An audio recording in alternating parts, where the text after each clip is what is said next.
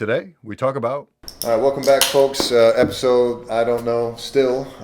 Been a long day. I'm way behind in the edits of these things, but it'll be numbered. Got another special guest. Introduce yourself, my man. What's going on? I'm Lawrence DeLoach's, stand-up comic based out of New York City.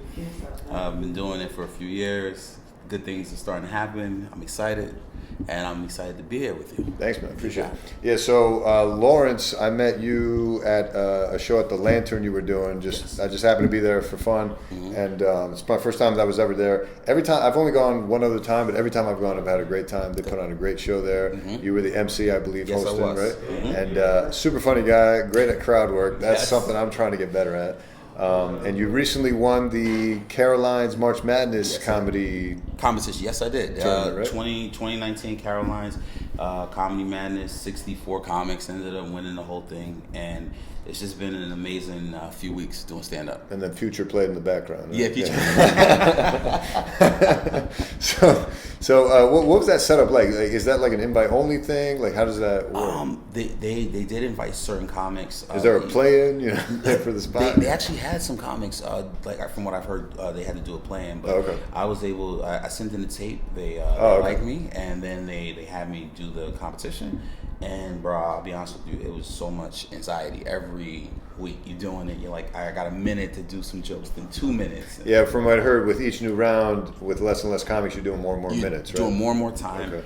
And then you're just kind of like in your head, you're like, because it's competitions, they suck, to be honest. They really do, because stand-up is naturally you. It's very subjective too, right? And yes, you and the crowd. And it's like, all right, I'm going to tell these jokes to the crowd, and I'm going to go. But when you start having crowds say, all right, which comic do we like better? Right. Which comic do we like more?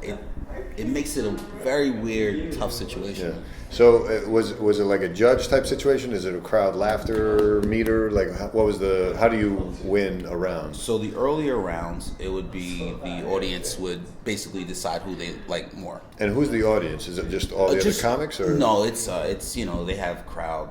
They had 100 people here. Oh, okay. And so they like promoted it like a show. Or? Promoted it, and then the crowd, if they liked you more, they would applaud for you more, and that's how you would go to the next round.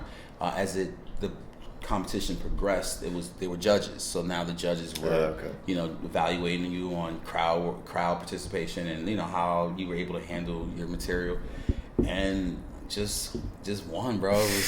That was it. So any specific prize from it, or is it just like a credit you get? You get. This is what I'm gonna say. You get cash for winning.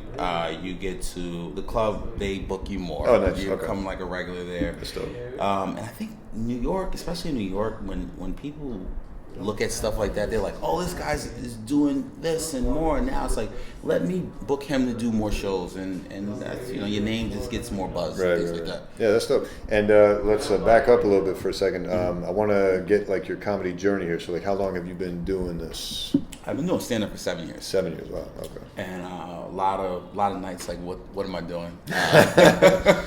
And I started out just hitting. And you started out in New York? Started out in New York. Hit the open mic scene, just going to mic after mic after mic, and then it's like stand-up is such you do a bunch of mics, and then you do shows that you may be like, these shows are shitty shows, and then you start doing better shows, and then you're like, all right, well, I want to get paid, and now I want to, it's such a everyone at the end of the day is like, I don't know what I'm doing. Yeah. There's no. I've had those days myself. Yeah, I was gonna say you have to have those days where you're like, what am I doing? Yeah, right. But it's it's worth it. 7 years, bro. Yeah. And what did you have any specific inspirations that led you to comedy? Yeah, I was doing I used to work at Time Warner, and they had like a sales contest. I ended up winning the contest, and part of the prize was 2 tickets to see Louis Black. Oh, nice. He worked, he did the Daily Show, and he's amazing. Yep. Saw him and was like, this dude is amazing. I want to do what he does. Gotcha. Didn't know how to do it. Like, didn't know, like, how is this guy this big? How can I get? And I'm like, I didn't know. So it took me a couple years to finally get the courage to go to open mic. Did that, fell in love with it, and was like, it took me another, year to finally say, this is what I want to do. But, at the end of the day, I feel like a lot of people feel like you gotta you got to just dive right into it. But then sometimes it's like life happens. And Yeah, you're like, yeah. when the time is right, it's right for you to do things. And are you doing it full time now? Unfortunately, no, I'm not. Oh, okay. No matter, I still have a day job. I'm hoping that this is like the last year of a day job. Yeah, right. And that's what makes it. I say to any comic who has a day job and does this, you got to realize like this is 20 plus hours or 15 to 20 hours of your day that you're working, and then you're trying to pursue what you love. Yeah. It's fucking tough. Yeah, no, trust me, I know too. I mean, I'm not. Luckily, when I'm in New York, I'm not working, so I can like do the two to three, sometimes 4 open mics a day.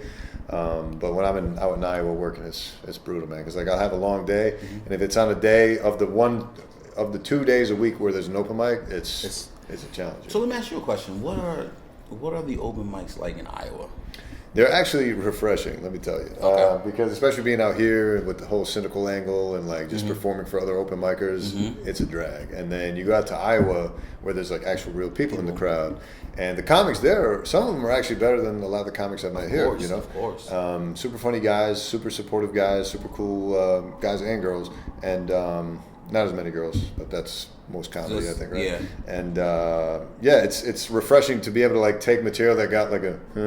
here and like take it over there, like, yo, dude, you're my favorite. Like, I hear that in so many places, like New York. When you go to an open mic, it's once again, it's just comics. A lot, and every comic is like, all right, I got to do my set and I got to get out of here. I'm not even listening sometimes, like 2 go. to 3 sets before mine, because I'm like, yo, I gotta. You got to get your stuff. So, and a lot of times, if there's an open mic with 30 comics, and if you go say 25th. There's a chance you might be performing for maybe 6 or 7 people. Yeah, there you go. I'm like, I could have done this at home, guys. There you go.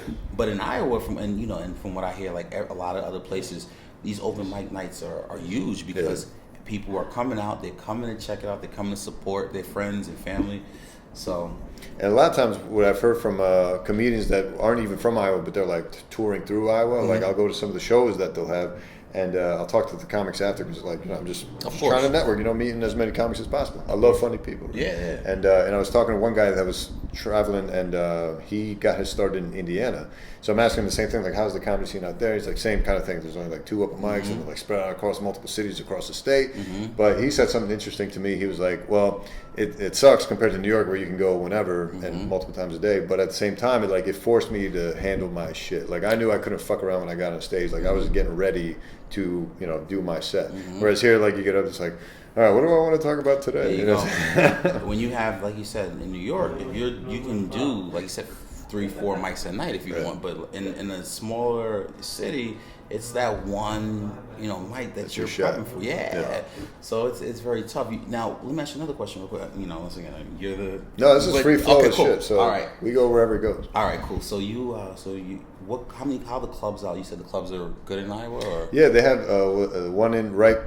So first time I ever stepped foot in a comedy club was in Iowa. So.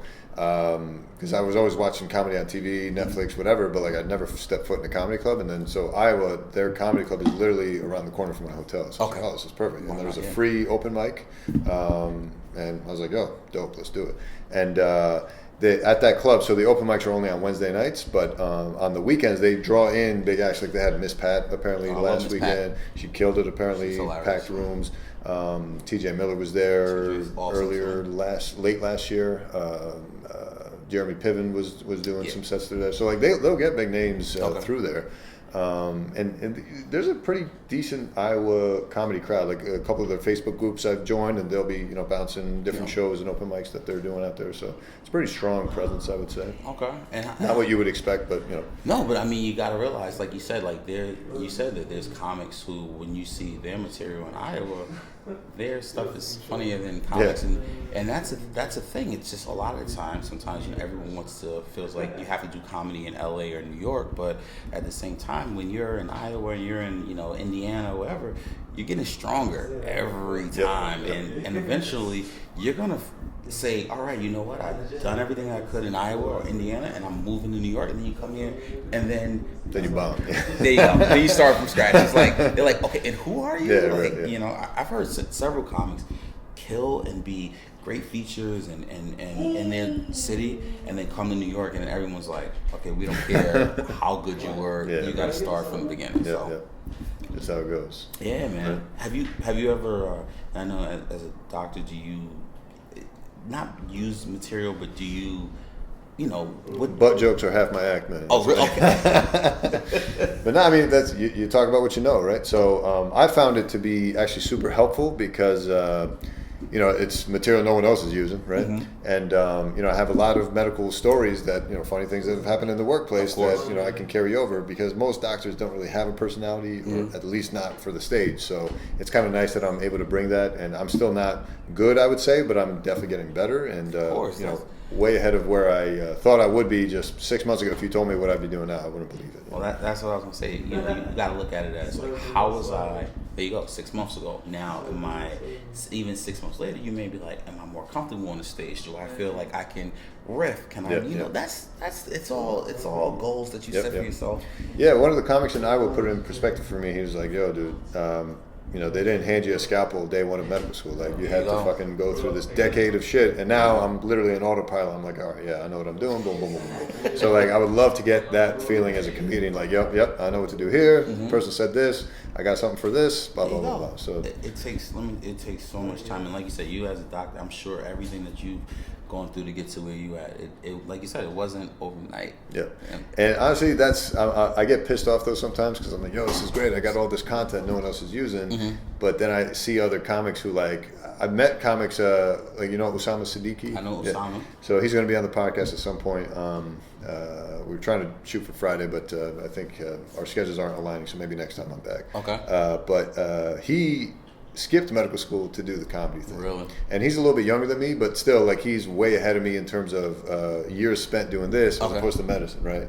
Now, I may be doing better financially, but I'm fucking jealous of how much funnier he is than me, right? And it's just like, it creates this just like, damn, instead of being a doctor, I could have been like doing this whole comedy training. I get it. So I understand. There's a little bit of envy in that, but like, it's just, hey, you know, this is just what it is. But you know what I'll say to you? I say, you know, and like I said, when it's time, or when the right time, you started when it was time for you to start. Yeah. Like, you know what I'm saying? Like, so many people will be like, oh man, I wish I started when I was 16. And it's like, you may not have been ready. You may have. All you got is dick jokes back then. There you go. Like so the more experience you get, you live the life. Like, you understand what I'm saying? Like, you have experiences. And I think that is what makes stand-up amazing. Like, people don't want to hear some 12-year-old kid get on stage and, you know, try to give their life.